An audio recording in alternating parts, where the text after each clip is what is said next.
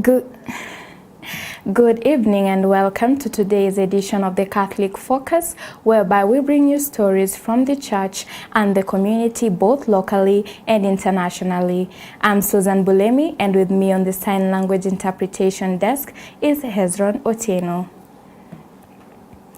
We begin our bulletin today from Vatican, whereby Pope Leo XIV is urging CARITAS internationals to remain steadfast in promoting peace, justice, and truth as they mark their Jubilee pilgrimage.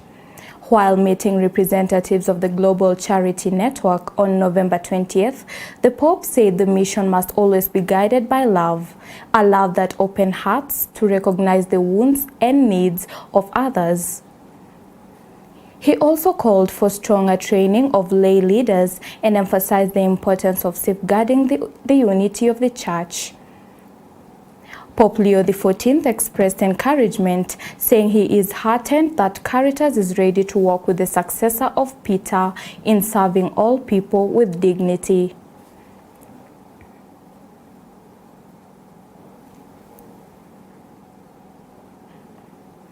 Moving forward, the Catholic Church is reminding the faithful of the lifelong call to service embraced by those ordained as deacons. Speaking during today's ordination ceremony at Our Lady Queen of Peace Parish in South B, Bishop Emeritus Rodrigo Meja emphasized that the sacrament of the diaconate remains with the person forever, even as they advance to priesthood. Quoting St. Paul, Bishop Meja said the deacon's mission is to serve God and the community with humility and integrity.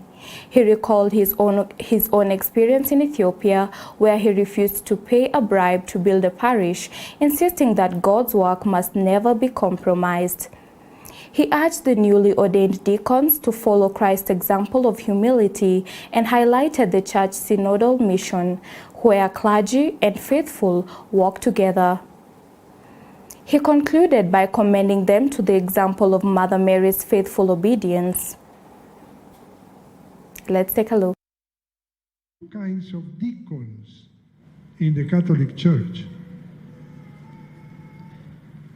Married deacons that receive exactly the same diaconate for life, because sacraments are for life.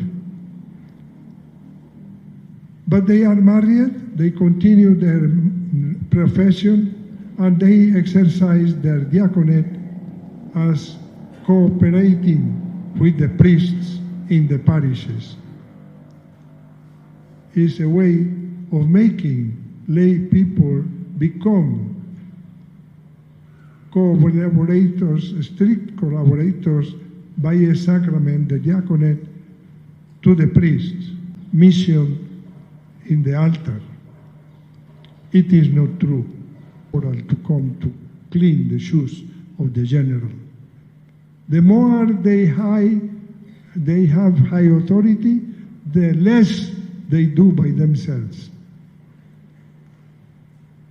The more they consider it a privilege, an exemption, the more they have at their service people doing things for them, serving. Jesus is clear. The Son of Man did not come to be served, but to serve. Mtakatifu Mikaeli, utuombee.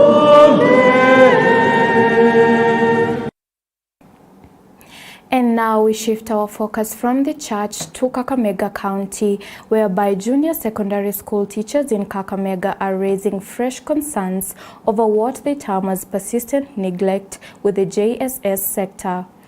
The educators are demanding the immediate confirmation of intern teachers, warning that failure to act will force them to convene mass protests and a possible strike.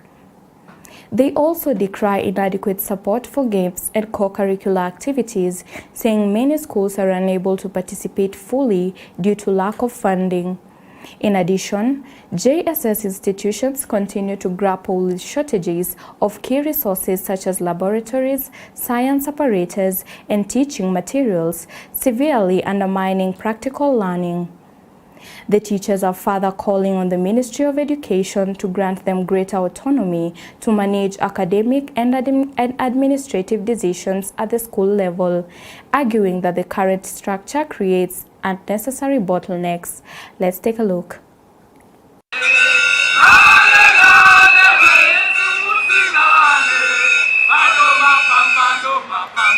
In the current economy, you are all aware 17,000 can't do anything. Yes. But now that they've been patient enough, they've been professional enough, they've done the internship that they were given, and they've finished without any kind of strike, without any kind of demonstration, they are simply saying they're waiting for confirmation come January. Should they not be confirmed, yes, they are ready, and as a union we are ready to lead them into serious demonstrations, serious strikes, yes, until the employer called the Teacher Service Commission can get to know their work properly. Games and co-curriculum, yes, is at stake. We cannot be called JSS when you are still being led by the teachers of primaries. We have our own way, we have our own games. Let us be able to do what? To implement what we have, the talents we have. And then lastly, for us to have a better JSS section, we must be availed resources. Yes. The capitation that always come in those schools, it doesn't work for us. Yes. The JSS learner is not getting what he or she is supposed to get. Yes. Simply because we don't have laboratories. We don't have the apparatus. We also expect those junior school teachers who are on PNP in the primary sections to be given their autonomy. Yes. They have really fought for that autonomy. And they have really fought for that autonomy, and we really want that autonomy to be given to them.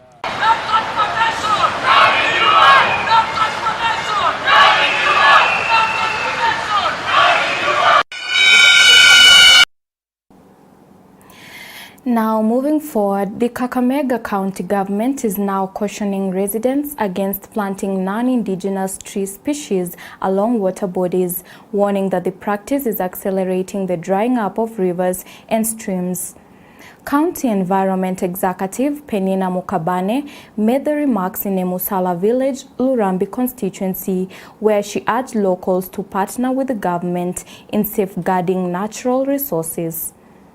Her appeal comes as community groups including GC Mamie call for more field visits and public sensitization on ongoing environmental projects. Research ile imefanywa inaonyesha ya kwamba ile underground water it is being depleted at a faster rate compared to the level of recharge. Hiyo inamaanisha kwamba sisi wote, kila mtu binafsi na wote collectively, tusipochukua jukumu la kuprotect our catchment areas na wetlands, maji yanaweza kuja kuisha na vizazi vya baadaye wataweza kuumia. Kwa hivyo ili to mitigate against climate change, tunaambia watu wetu kwamba waweze kuheshimu ile sheria ya serikali ya kuacha kupanda eucalyptus karibu na mto ama karibu na mpaka na jirani, ili jirani pia aweze kupanda mimea ya chakula iweze kunawiri. Na tena tukipanda miti ya eucalyptus karibu na mto, maji yataweza kukauka. Ile maji iko mtoni na ile maji iko katika visima itaweza kukauka. Communities pia zinaweza ungana pamoja na serikali kuweza kumitigate against effects za climate change. Na kando na serikali, kuna mashirika mbalimbali pia inaungana na community kupigana na impact ya climate change. Kwa mfano kuna ile Green Climate Fund, kuna FAO na kadhalika. Tuhimize community members Usikae kando ukihangaika kwa umaskini, serikali haiwezi kukufikia kama umekaa kando. Tukuje pamoja tuweze kusaidiana, angalau watu ukikosa pesa usikose chakula kwa shamba. Tutapatana na serikali ya County Government of Kakamega ili tupate usaidizi kabisa, mambo na ukulima, mambo na mazingira, ili kwamba county ipate kuachieve vitu zenye wanataka kama wenyeji wa Kakamega tufanye. And that story from Kakamega County brings us to the end of today's edition of Catholic Focus. I'm Susan Bulemi, and our sign language interpreter has been Hezron Otieno. Until next time, stay safe and be blessed.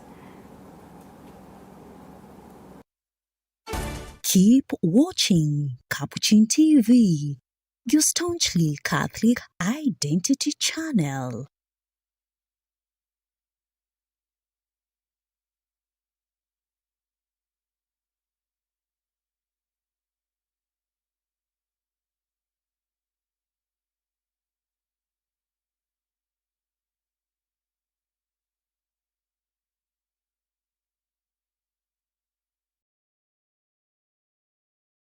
You are watching Capuchin TV. For any complaints or compliments on our programming, you can either write to us on info@capuchintv.co.ke or you can call us directly on 0717 424 866. Your complaint shall be addressed within 7 days. Remember to keep a copy of your communication with us. Keep watching Capuchin TV, your Catholic identity. Sauti yako Bwana nije shambani mwako, niongoze katika wito wangu Bwana, tembea nami. The Congregation of the Little Daughters of St. Joseph joyfully invites you to 2 sacred celebrations of faith and commitment. The first religious profession of Sister Rita Ainembabazi, Sister Anna Kabuhu, and Sister Diana Nekesa.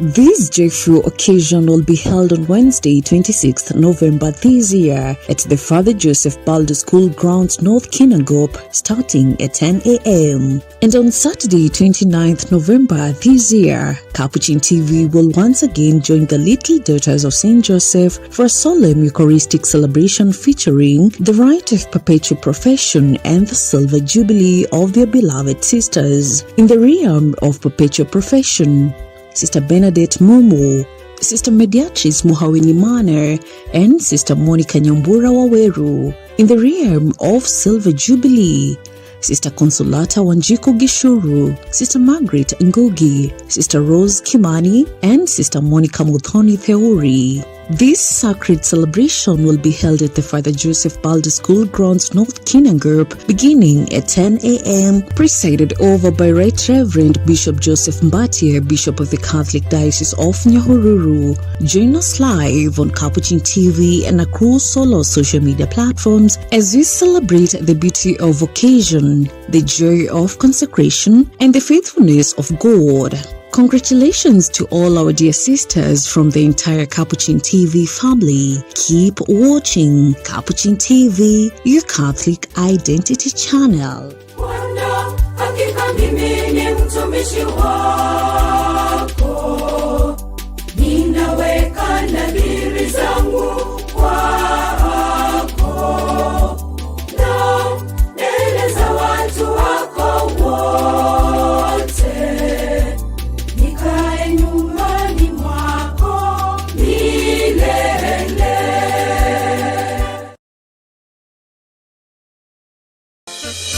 Haitakuwa rahisi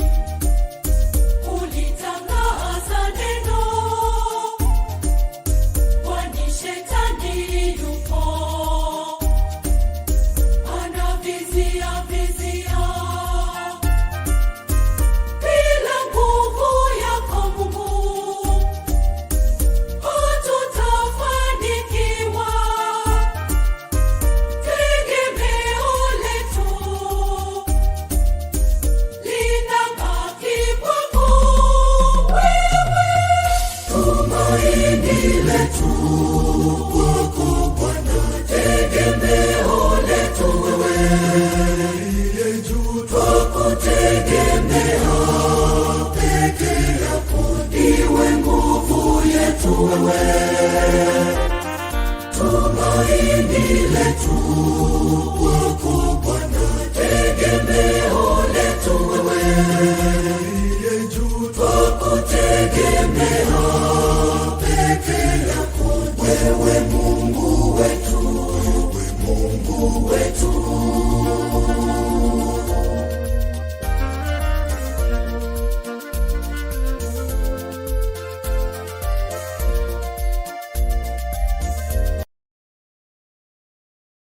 From that also, we monitor them through follow-up screenings together with the pediatrician, just to make sure that these babies are able to achieve their milestones, including their weight and in terms of growth, the way they are supposed to be as per that particular age. Each day, we witness stories of resilience, healing, and hope. From the first cry of life to the laughter of recovery, we are honored to work with families through every milestone. Our pediatric unit is one of the best performing units in our setup, with a bed capacity of 34 beds. It manages both pediatric medical conditions and pediatric surgical condition. And for the pediatric medical condition, we divide them into 3 or 4. We have pediatric medical services, we have pediatric ICU, we have neonatal ICU, and we also have a newborn unit being matched together as a unit. And we've been having very successful outcomes. Our team of pediatric expertise, that is including the pediatric nurses, pediatrician, and pediatric surgeons under the leadership of Dr. Vicky Jebit, they have been able to handle quite a number of complex surgeries. We just closed on pediatric cleft and lip palate surgeries and other complex surgeries. We were able to do cleft lip and palate procedures 40 this year, and last year we were able to do over 70 procedures, and all of them, they had a very good outcome, were very successful. A number of them have been able to join the school, having taken them through the recovery process, including the speech therapies and nutrition and all that, and we are glad to have that on board. Apart from that, again, we also do other pediatric surgeries, the complex ones, that is include the ARMs. We do the PSAPs, we do the ASAPs, we also do the thromboplasties, nephrectomy, that is the removal of the kidney. And the beauty part is that once you are done with all the surgeries, we hand over to the pediatric team of experts, and they are able to manage them well. And many more other preterm cases that we've been able to manage, all of them discharged home successfully. They have attained the good milestones. Some have gone to school, they have achieved all the milestones, they are in kindergarten, and others have joined the lower primary classes. And the good thing is that our capacities at our theaters and pediatric unit are able to manage over 10 procedures per day, all of them successful, and we are happy that we have a team that can handle such kind of quality expertise over into our pediatric population. We are also able to do some complex medical procedures like peritoneal dialysis, umbilical catheter, vascular access. For inquiries on our services, please call